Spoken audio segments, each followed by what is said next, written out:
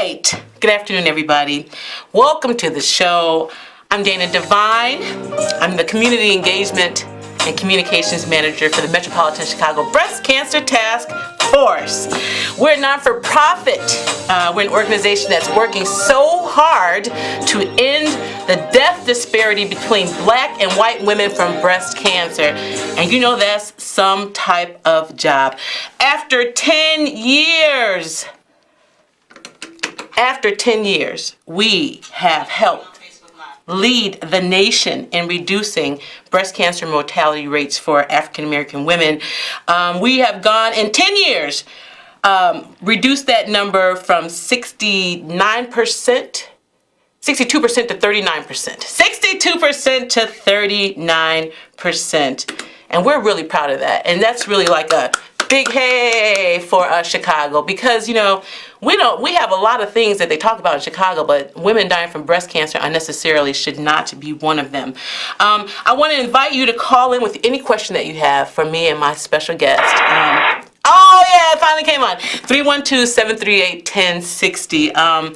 And if you have any questions, write them down, jot them down. We're going to get to you. Don't forget, in recognition of Giving Tuesday, the Metropolitan Chicago Breast Cancer Task Force has been presented with a wonderful match grant opportunity.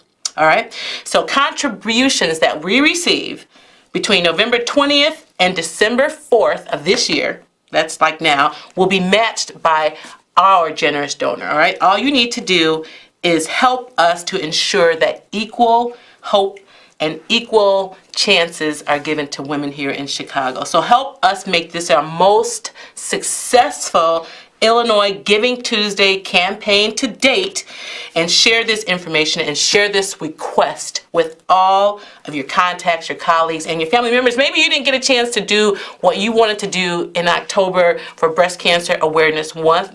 Well, it's Giving Tuesday, and it's your chance to make a difference. So if you're someone you know is uninsured, underinsured, or just unsure, the number to call is 312-942-3368, or visit our website at www.chicagobreastcancer.org. We're in our fourth quarter, and we talked about a lot of things this year. We started out with New Year, New You. We talked about single and dating. We talked about making lemonade out of lemons, exercising cancer, early detection in cancer, male breast cancer. Well, what were we talking about that actually? Multiple health issues in cancer. So we had a really full year for you this year. But we want to round out the year with a really, really special guest. Let me just start here. We started with applause first, right? Because she is so amazing.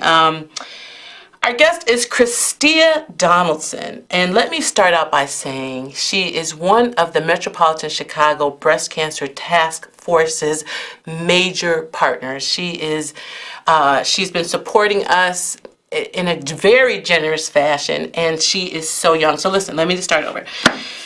Christina Donaldson is a Harvard graduate. I don't know, something about that word is just amazing in itself. I know everybody pauses. Just say you went to Harvard. Everybody around the room is going to go, very good. Not to mention, number 44 went there as well. She's the founder, President 44, of Thank God It's Natural Foundation. It's a non-for-profit. She's a 3-year breast cancer survivor. She started the TGIN Foundation. And she just recently launched the TGIN Pink Ambassador Program that allows women and men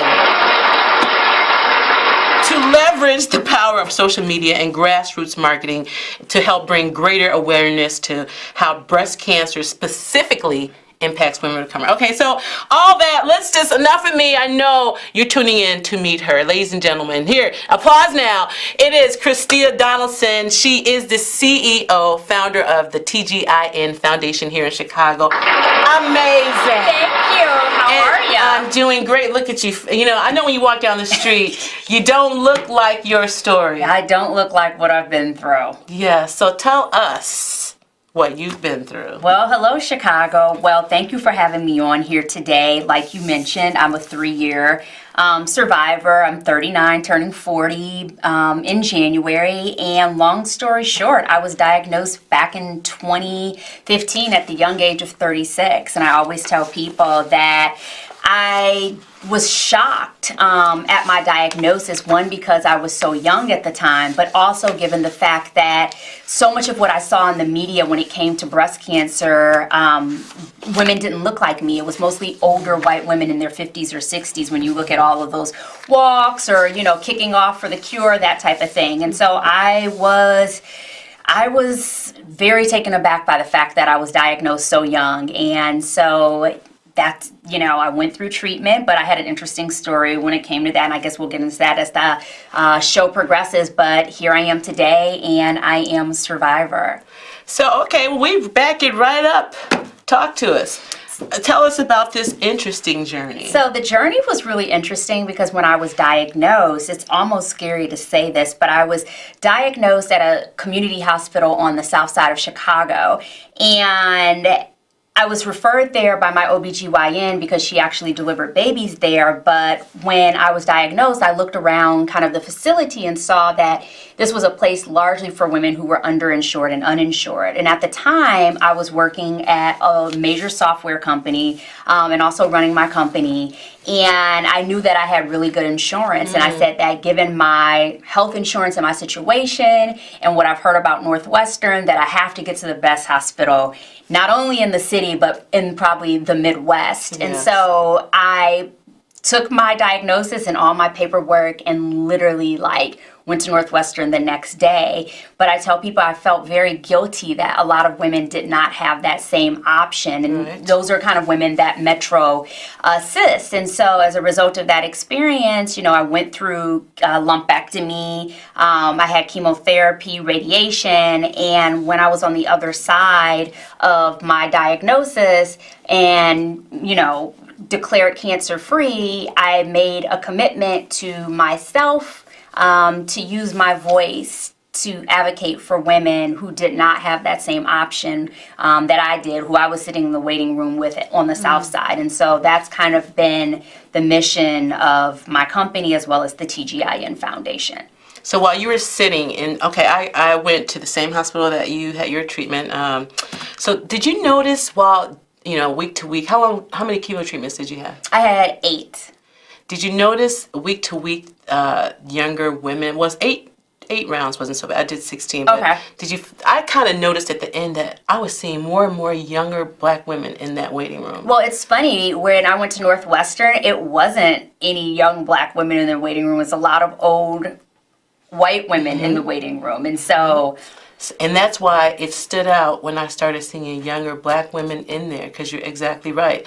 That was the demographic. And then I started seeing friends that I still keep up with. So I know, So when you went to the community hospital, were they going to offer you a team approach to your treatment, to your care, or was it a more fragmented approach until you went to Northwestern? I would say it'd be hard for me to answer that because I met with the breast surgeon and a social worker because I was very distraught. And after that, I was like, I'm out of here. But when I went to Northwestern, it was very much a team approach in the sense that, oncologists on board with the surgeon, which was on board with the radiologist, and we also had a breast navigator dedicated to my case, just making sure that I had the social and emotional support beyond what my family and friends could provide to be able to navigate this experience. And I know that a lot of hospitals on the South and West Side don't have what you would consider to be these breast navigators, which are staff that are funded by, whether the hospital or grants or what have you,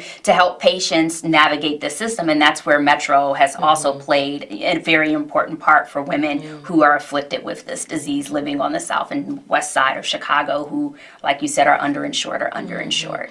Absolutely, yeah. And we take great pride in having a strong Latina navigation team as well. So we are ready for all brown and black women to come on through there. So 3 years ago, were you, you were running your TGIN Foundation. Were you in your Fortune 500 company at that time? So I was in the Fortune 500 company as an attorney. I was running the regular company, thank God it's natural. And then after the diagnosis, I quit working as a lawyer and founded the foundation to focus exclusively on breast cancer. Right. I read somewhere where you said that starting the foundation saved your life. Something close to that. I'm paraphrasing. No, that's fine. That's fine. So basically, how would I interpret that? I would say, I know what you're talking about. I was saying being the CEO probably helped save my life. Yes. And so what I meant by that is that when it comes to your health, particularly as Black and brown people, we have to be aggressive and we have to be persistent. And being a CEO as well as being an attorney, it was like I had that same level of persistence. I was willing to ask questions. I wasn't going to back down when people told me no. So for instance, this past week, I went to Northwestern for a visit, and I had a question for my oncologist who was out for the holiday, for the holiday. Well, I was like, I need to see somebody. I need to see somebody else. And so they were like, well, no one else can talk to you. I was like, there's got to be someone here who can speak to me, a nurse or whatever. And they were like, is this an emergency? And I was like, yes, it's an emergency. Because I realized if you're not your own advocate, Absolutely. If you don't stand up for yourself, then no one else will. And so I think being a lawyer as well as a CEO has given me that unwillingness to take no for an answer. And it's like sometimes you're like, well, I don't want to be rude and I don't want to be pushy, but sometimes to get to the bottom of things, you've got to be rude and be pushy. Mm-hmm. Somebody brought up today in a meeting earlier that we talk a lot about excuses, and I can say we blame ourselves a lot.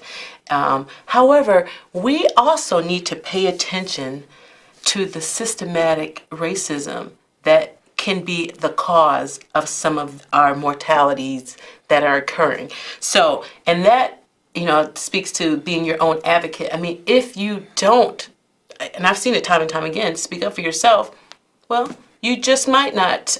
Nobody's really paying attention, and show up 2 years later, it could be 2 years too late. And so I think that somebody brought that to my attention. We tend to blame ourselves for everything. Well, if I would have just gone sooner, or maybe if but some of it. Yeah, some of it is sometimes, we put a lot of faith in the medical profession, and I think, as I get older and have more experience with breast cancer, I have the ability to talk about different experiences, which is the more I learn about this journey is that the healing really starts within. And what I mean by that is we kind of, we rely on doctors to give us the medicine, whatever, but it really has to start with honoring your own truth. So if you don't feel something is right, you've got to get to the bottom of it. A doctor can tell you, everything looks good, everything looks clear, but if something is just not adding up for you personally, then you've got to, like you said, be your own advocate. But like I said, the healing really starts within. It starts with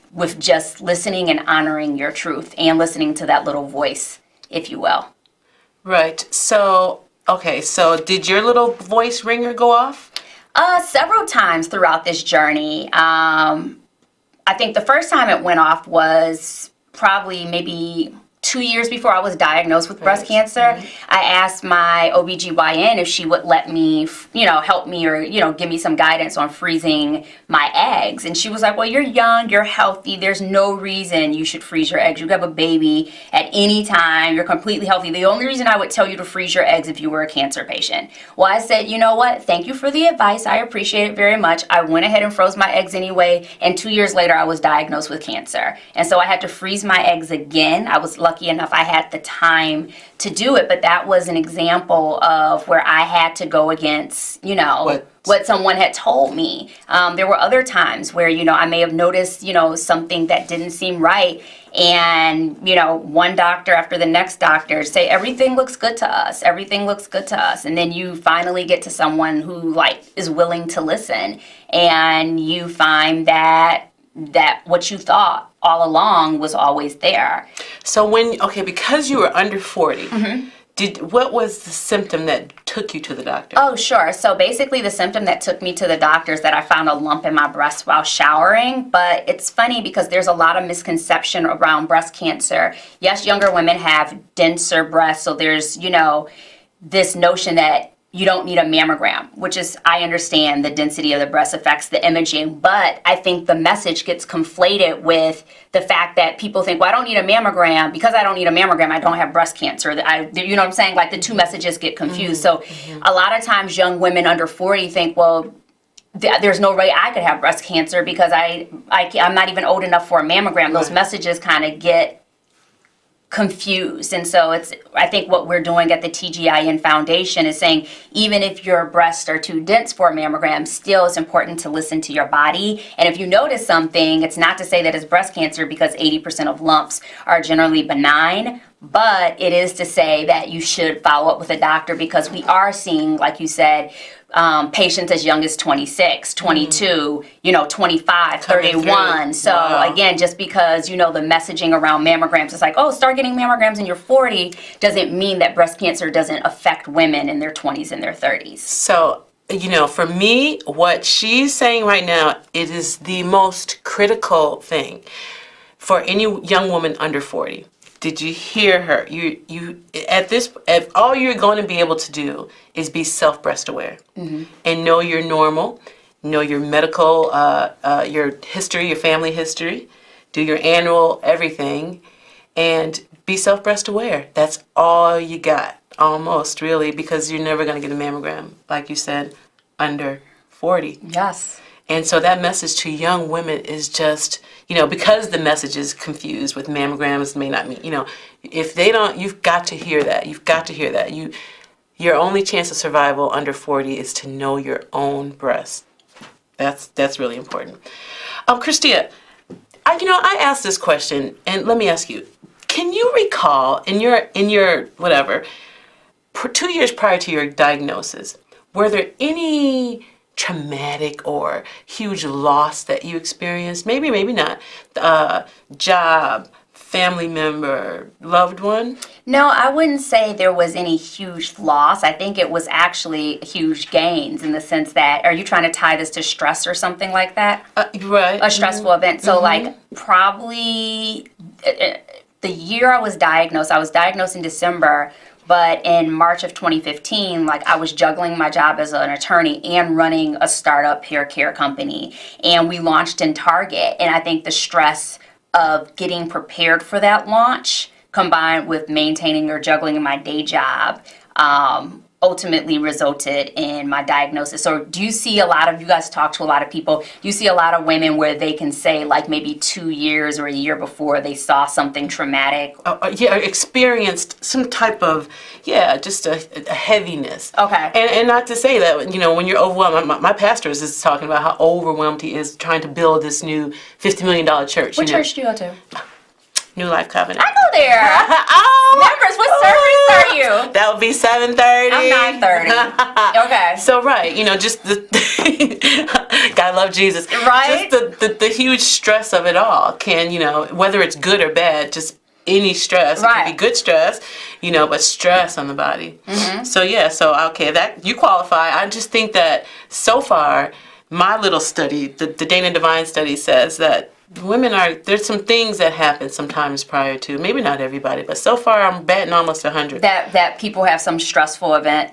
2 years prior. 1 or 2 years prior. So and what I'm learning, again, this journey is an ongoing one in terms of that, on the other side, I try to manage my stress a lot better, try to, release blocked emotions, if you will, whether it's fear, negativity, jealousy, envy, whatever. But also I'm learning that diet is super important and based on my research. And, that sounds very cliche, but the reason why I think it is because, how would I put it? When you eat all of this toxic food, if you will, GMO or packaged or processed food, your body is so busy fighting all of these hormones that it really doesn't have the energy to also fight, these little cancer cells. So it's it's dividing its attention between what's for a foreign chemical or foreign body and what's a potential cancer. And so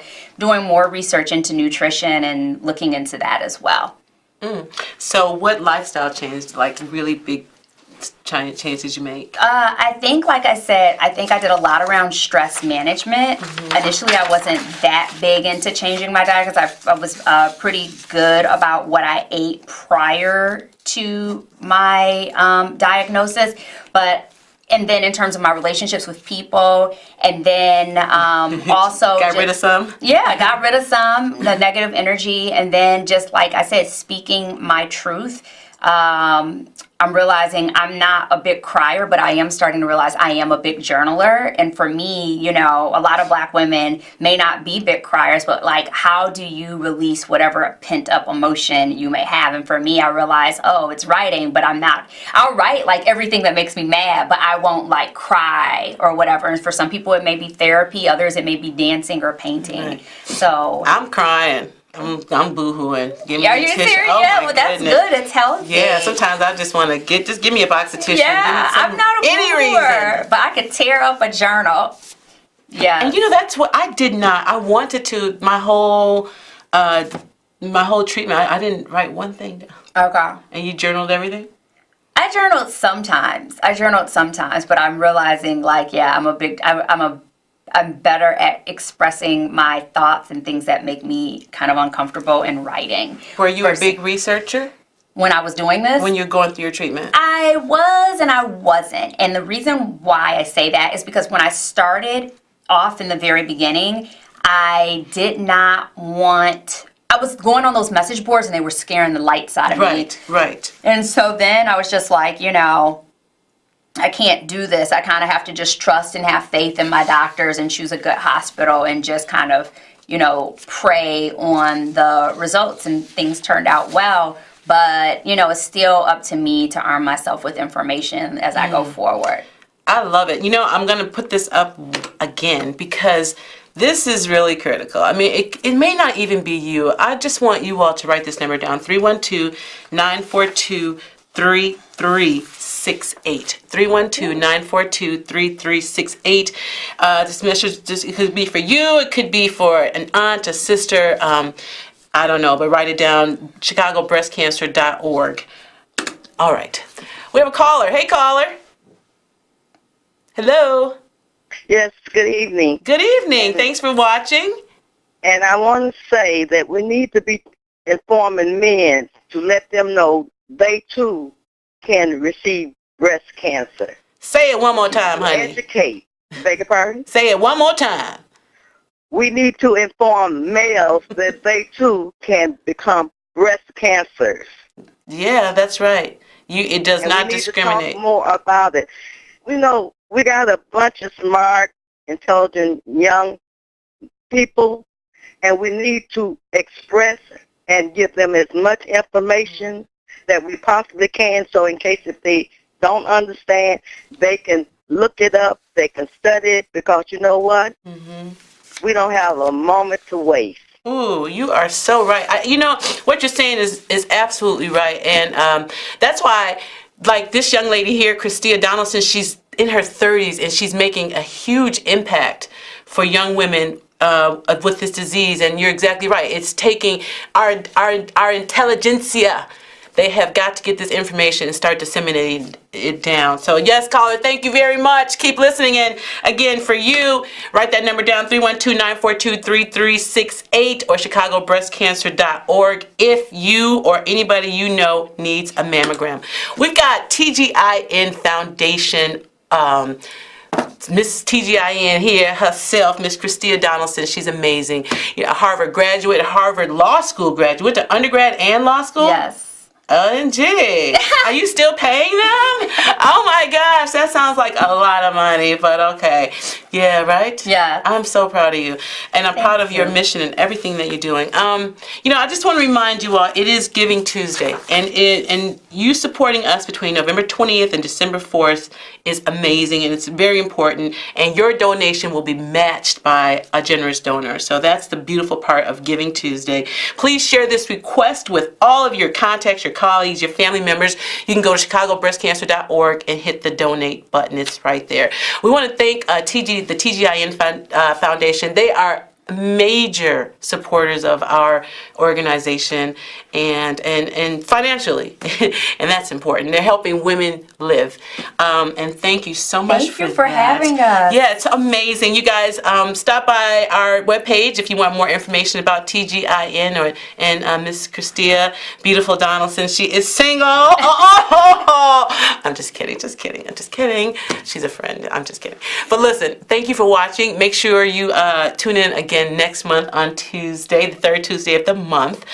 We have, want to thank Donna Lynn Schaefer, our producer, Maurice Joshua, our music producer, the Metropolitan Chicago Breast Cancer Task Force for helping save women's lives here in the Chicagoland area. LG Styler 3. All right.